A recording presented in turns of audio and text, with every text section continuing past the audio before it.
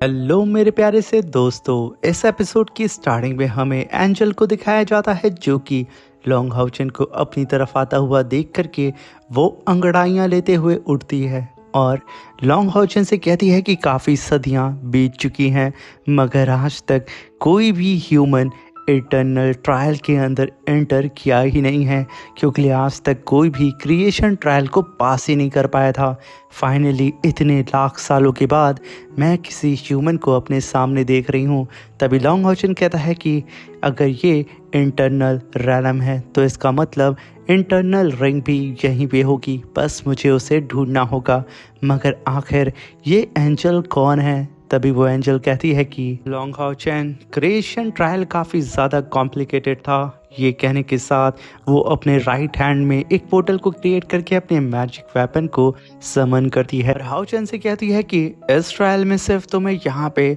मुझे डिफीट करना होगा और तुम्हें इटर्नल रिंग अपने आप ही मिल जाएगी। तभी हाउचन कहता है कि बस मुझे यहाँ पे आपको ही डिफीट करना होगा। हम दोनों की ही कल्टीवेशन लेवल सेम है, आप भी लेवल 9 के स्टेज 3 पे हैं। ये कहने के साथ लॉन्ग हाउचन पूरी ही तरीके से तैयार हो चुका था एंजल से फाइट करने के लिए। तभी एंजल मुस्कुराते हुए हाउचन से कहती है कि बच्चे, जितनी चीज़ें सिंपल दिखती हैं उतनी चीज़ें उतनी सिंपल नहीं होती हैं। मगर यहाँ पे तो हाउचन को क्या ही समझ में आता, वो तो पूरी ही तरीके से बेकरार था उस इटर्नल रिंग को हासिल करने के लिए। इसलिए वो एक लंबी छलांग लगाते हुए सीधा ही अपनी शॉट को समन करता है। एंजल से कहता है तो देर किस बात की, इस ट्रायल को हम स्टार्ट करते हैं। ये कहने के साथ लॉन्ग हाउचन तुरंत ही अपनी शॉट से काफ़ी powerful light slash attack angel के ऊपर कर देता है। मगर एंजल वक्त रहते ही वहाँ से टेलीपोर्ट होकर के खुद को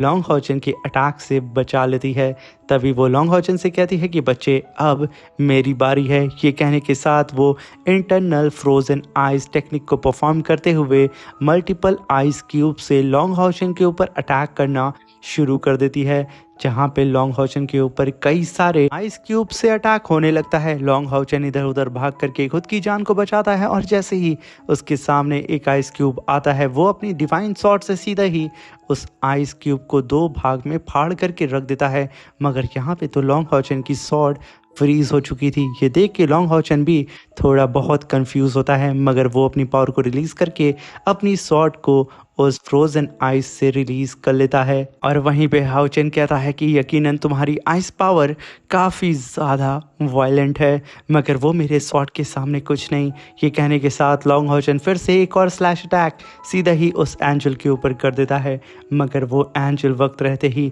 वहाँ से हट के खुद की जान को बचा लेती है और तुरंत ही वहाँ पे वो अपनी पावर को रिलीज़ करते हुए अपने म्यूज़िकल एरे को समन करती है और हाउचन से कहती है कि अब मैं तुम्हें एक मधुर संगीत सुनाने वाली हूँ। कहने के साथ वो अपने म्यूजिकल एरे के फर्स्ट चैप्टर को समन करती है जो कि एंशियंट ओवर ट्यून होता है। उससे लगातार वो लॉन्ग हाउचन के ऊपर अटैक करने लगती है, जहाँ पे लॉन्ग हाउचन शॉक्ड होते हुए कहता है कि आखिर इस एंजल की पावर सडन 2 लेवल कैसे बढ़ सकती है। ये अब लेवल 9 के स्टेज 5 पे प्रमोट हो चुकी है। आखिर किसी की इतनी जल्दी पावर कैसे बूस्ट हो सकती है, कोई इतनी जल्दी लेवल अप कैसे कर सकता है। वहीं पे वो लेडी लगातार लॉन्ग हाउचन के ऊपर अपनी एंडलेस फायर से अटैक कर रही होती है। यहाँ पे लॉन्ग हाउचन उन सारे ही अटैक से बचते हुए इधर उधर भाग रहा होता है, मगर तभी एक जाइंट फायर अटैक सीधे ही आकर के उसे हिट करता है, जिसकी वजह से उस प्लेटफॉर्म पे काफ़ी बड़ा ब्लास्ट होता है जहाँ पे लॉन्ग हाउचन भाग रहा होता है।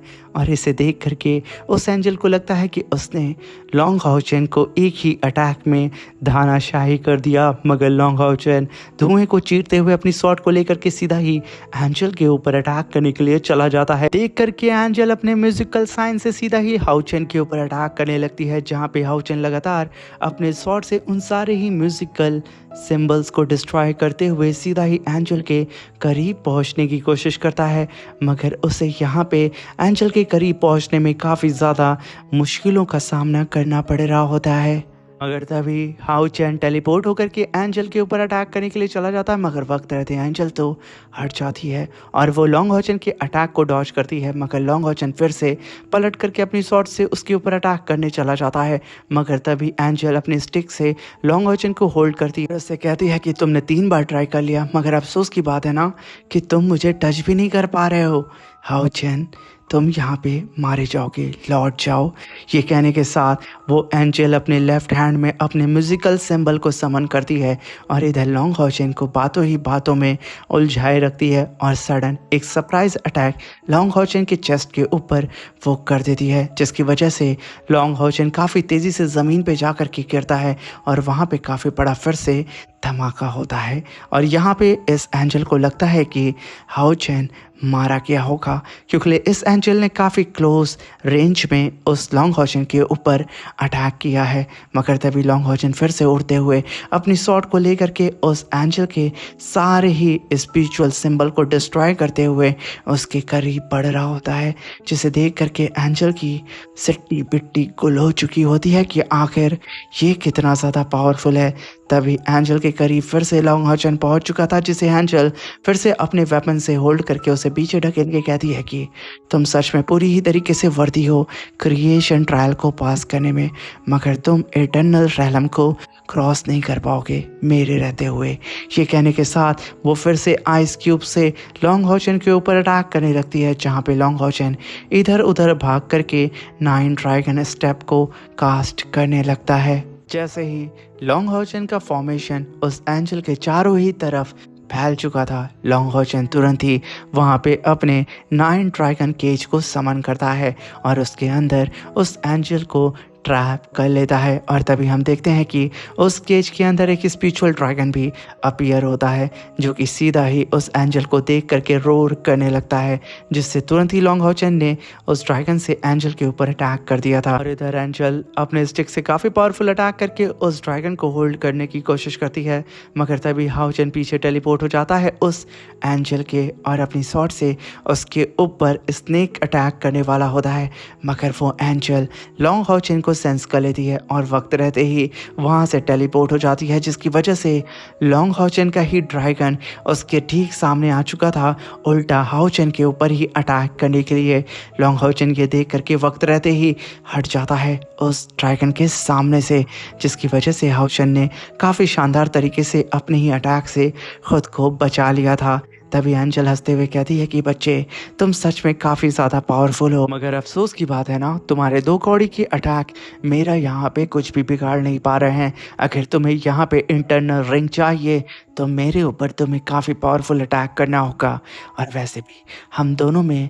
पावर लेवल का काफ़ी ज़्यादा गैप है। तभी हाउचन एक लंबी छलांग लगाता है और अपनी डिवाइन शॉट को सीधा ही अपने फोरहेड पे रखते हुए कहता है कि अगर पावर लेवल की बात है तो ठीक है, मैं भी अपनी पावर लेवल को बूस्ट करता हूँ। ये कहने के साथ हाउचन डोमेन ऑफ लाइट गॉड को समन करता है, जिसकी वजह से लॉन्ग हाउचन की शॉट के अंदर से काफ़ी टेरिफाइंग लाइट एनर्जी आसमान को चीरते हुए चारों ही तरफ रोशनी को बिखेरती है और एक जाइंट लाइट ड्रैगन लॉन्ग हाउचन के बेहद करीब आकर के इधर उधर घूमने लगता है और अपनी लाइट एट्रीब्यूट की पावर को सीधा ही लॉन्ग हाउचन के अंदर वो ड्रैगन ट्रांसफ़र करने लगता है, जिसकी वजह से लॉन्ग हाउचन अब 9th लेवल के 5th स्टेज पे प्रमोट हो चुका था। ये देख करके एंजल कहती है कि आखिर इसने सडनली कौन सी टेक्निक का इस्तेमाल किया है जिसकी वजह से ये अपने लेवल को मेरे लेवल तक बूस्ट कर लिया है, आखिर ये कैसा डोमेन है। ये कहने के साथ यहाँ पे एंजल भड़क चुकी थी और वो तुरंत ही लॉन्ग हाउचन से कहती है कि बस बहुत हुआ। ये कहने के साथ वो following flame of haven technique को कास्ट करते हुए अपनी हेवनली फायर को समन करती है, जहाँ पे उस एंजल ने एक जाइंट से रॉक को समन कर लिया था और उसके अंदर होती है फॉलोइंग फ्लेम ऑफ हेवन, जिससे वो सीधा ही लॉन्ग हाउचन के ऊपर अटैक कर देती है, जिसे देख करके लॉन्ग हाउचन काफ़ी पावरफुल फ्लैश अटैक सीधा ही उस जाइंट रॉक के ऊपर करता है, मगर वो रॉक जैसे ही लॉन्ग हाउचन के अटैक से टकराता है, लॉन्ग हाउचन का अटैक छितर पितर हो चुका था, वो चारों ही दिशाओं में फैल चुका था और वो जाइंट रॉक काफ़ी तेज़ी से अब लॉन्ग हाउचन की तरफ बढ़ रहा होता है, जिसे देख करके लॉन्ग हाउचन कहता है कि अब शायद मुझे यहाँ पे अपनी दूसरी पावर का इस्तेमाल करना होगा। ये कहने के साथ Long Haochen sun and moon divine god snail shield को समन करता है, जिसके अंदर मर्ज था गॉड स्टोन, जिसे देख करके वो लेडी कहती है कि आखिर इस लड़के के पास सन एंड मून गॉड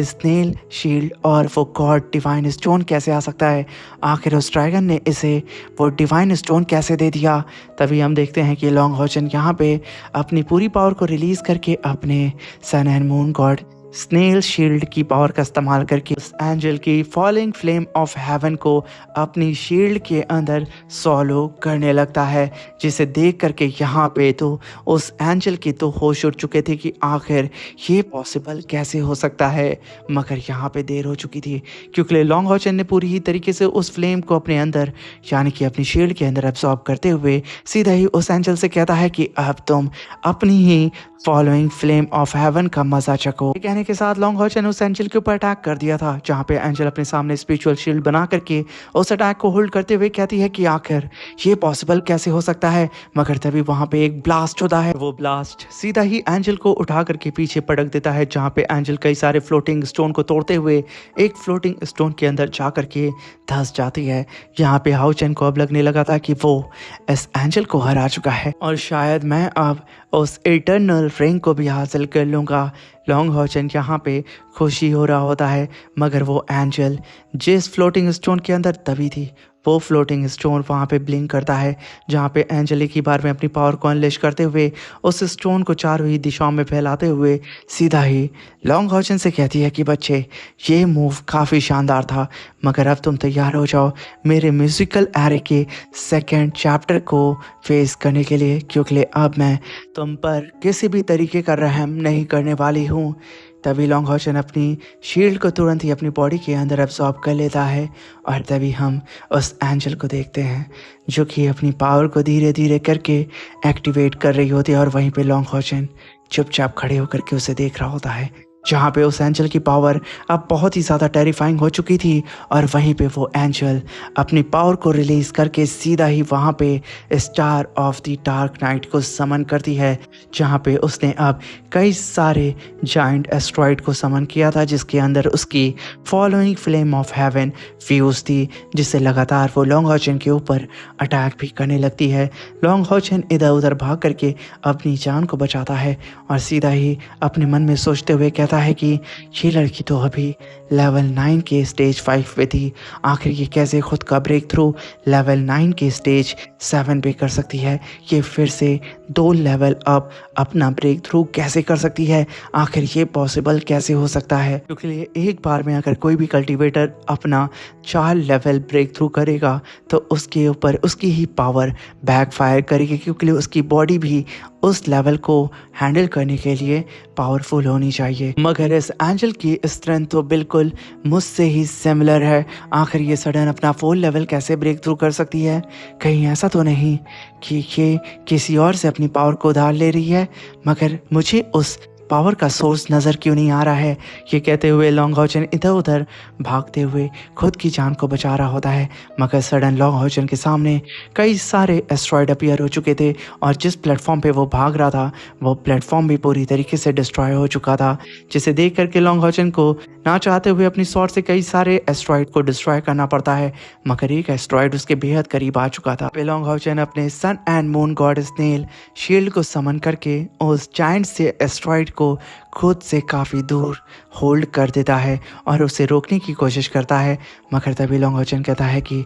इस एस्ट्रॉयड की पावर बहुत ज़्यादा है, मुझे जल्द से जल्द कुछ और सोचना होगा। तभी हाउचन कहता है कि जब मैं क्रिएशन ट्रायल को पास कर रहा था तब मुझे क्रिएशन ट्रायल के अंदर स्पिरिट हार्ट ऐसा रिवॉर्ड मिला था जिसका इस्तेमाल करके मैं यातिन की बॉडी को रीजनरेट कर सकता हूँ। मैंने तो सोचा था कि इन सारे ट्रायल के ख़त्म होने के बाद यातिन की बॉडी को रीजनरेट करूँगा, मगर मुझे जिस तरीके की फाउंडेशन एनर्जी चाहिए यातिन की बॉडी को रीजनरेट करने के लिए वो फ्लक्चुएशन इस समय इस एंजल से फाइट करने के दौरान पैदा हो रही है। मैं इस एनर्जी का इस्तेमाल करके यातिन की बॉडी को पूरी तरीके से रीजनरेट कर सकता हूँ, क्योंकि ये एनर्जी और मेरी एनर्जी अगर फ्यूज होती है तो मैं बड़े ही आराम से उस स्पिरिट हार्ट को मेल्ट कर सकता हूँ। ये कहने के साथ लॉन्ग हॉचन फेरी यातिन की स्पिरिट को समन करता है और साथ में उस स्पिरिट स्टोन को भी। तभी लॉन्ग हॉचन यहाँ पे अपनी sun and moon god snail shield की पावर का इस्तेमाल करके उस एंजल की giant asteroid following flame of heaven की पावर को एब्जॉर्ब करते हुए अपनी पावर को फ्यूज़ करता है उसके साथ, और सीधा ही उस स्पिरिट हार्ट को मेल्ट करते हुए यातिन की बॉडी के अंदर डालना स्टार्ट कर देता है, जिसकी वजह से एंजल का वो जो जाइंट सा एस्ट्रॉयड अटैक था वो डिस्ट्रॉय हो जाता है। और इधर वो स्पिरिट हार्ट काफ़ी तेज़ी से मेल्ट होकर के यातिन की बॉडी के अंदर जाने लगता है। ये देख करके वो एंजल पागल हो चुकी थी। वो और कई सारे एस्ट्रॉयड अटैक सीधा ही लॉन्ग हॉचन के ऊपर कर देती है और वो चिल्लाते हुए कहती है कि आखिर तुम यहाँ पे किस टेक्निक का इस्तेमाल करके मेरे इशारे को डिस्ट्रॉय कर रहे हो। तभी हाउचन पूरी ही जी जान लगा करके यातिन को वहाँ पे अवेक करने की कोशिश करता है। तभी लॉन्ग हॉचन कहता है कि यहाँ पे तो ये एंजल अपनी पावर को बढ़ाते जा रही है, मुझे जल्द से जल्द इस स्पिरिट हार्ट को मेल्ट करके यातिन की बॉडी यानी कि उसकी स्पिरिट के अंदर डालना होगा, तभी यातिन अपनी बॉडी को रीशेप दे सकती है। तभी हम देखते हैं कि यातिन की बॉडी बहुत ही तेज़ी से वहाँ पे रीशेप होने लगती है, यानी कि वो स्पिरिट से बॉडी फॉर्म में ट्रांसफॉर्म होने लगती है। ये देख करके फुल एंजल अपनी पावर को बढ़ाती है और लॉन्ग हॉचन की स्पिरिचुअल शील्ड के कुछ फॉर्मेशन को तोड़ देती है और सीधा ही एक एस्ट्रॉयड लॉन्ग हॉचन के करीब पहुंचता है, जहाँ पे लॉन्ग हॉचन चिल्ला के कहता है यातिन अब जाग जाओ, यही सही वक्त है, मुझे तुम्हारी मदद चाहिए। तभी यातिन अपनी आँख खोलती है और चिल्लाते हुए कहती है कि आखिर किसकी हिम्मत हो गई मेरे मास्टर को टच करने की। ये कहने के साथ वो अपनी पावर को रिलीज करके एक ही बार में उस एंजल के एस्ट्रॉयड को डिस्ट्रॉय करके रख देती है और तुरंत ही अपनी पावर को अनलेश करके सीधा ही लॉन्ग हॉचन के सामने आके खड़ी हो चुकी थी, जहाँ पे यातिन बीवी अपनी स्पिरिचुअल एनर्जी को अपनी बॉडी के अंदर एब्सॉर्ब कर रही होती है, जिसे देख करके वो एंजल कहती है कि यह तो एक लाइट फेरी है जो कि यहाँ पे इवॉल्व हो चुकी है किंग ऑफ लाइट स्पिरिट में। ये तो सर्वेंट होती हैं गॉड ऑफ लाइट की, आखिर ये यहाँ पे कैसे आ सकती है,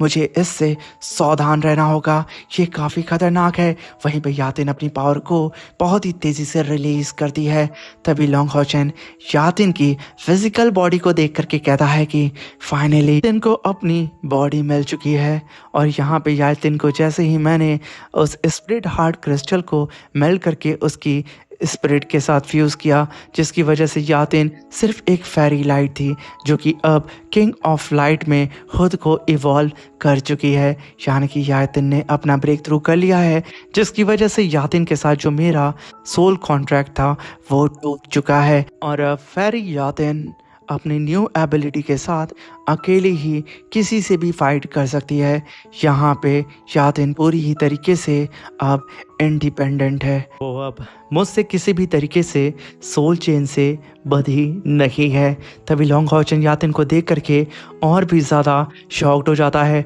और वो कहता है कि मुझे यकीन नहीं हो रहा है कि यातिन के पास अब खुद का ही एक फर्नेस आ चुका है, जो कि वाइस स्पिरिट फर्नेस है, जो कि मेरे इस पूरे ही कॉन्टिनेंट में आज तक देखा ही नहीं किया था। यानी कि यातिन ने अपना एक तो ब्रेक थ्रू किया किंग ऑफ लाइट रैलम पे, और साथ में यातिन के पास अब वॉइस ऑफ स्पिरिट फर्नेस भी आ चुका है। यानी कि अब यातिन अकेले ही पूरी आर्मी को ख़त्म कर सकती है। और तभी हम यातिन को देखते हैं जो कि सीधा ही हाउचन के हाथ पे आके खड़ी हो जाती है और कहती है कि मास्टर, आपको देख करके ज़िंदा मैं काफ़ी ज़्यादा खुश हूँ। फाइनली मैं अब आपके साथ फिर से फाइट करूँगी। इसी के साथ मेरे प्यारे दोस्तों ये शानदार सा एपिसोड ख़त्म होता है। Thank you for watching, bye bye, take care.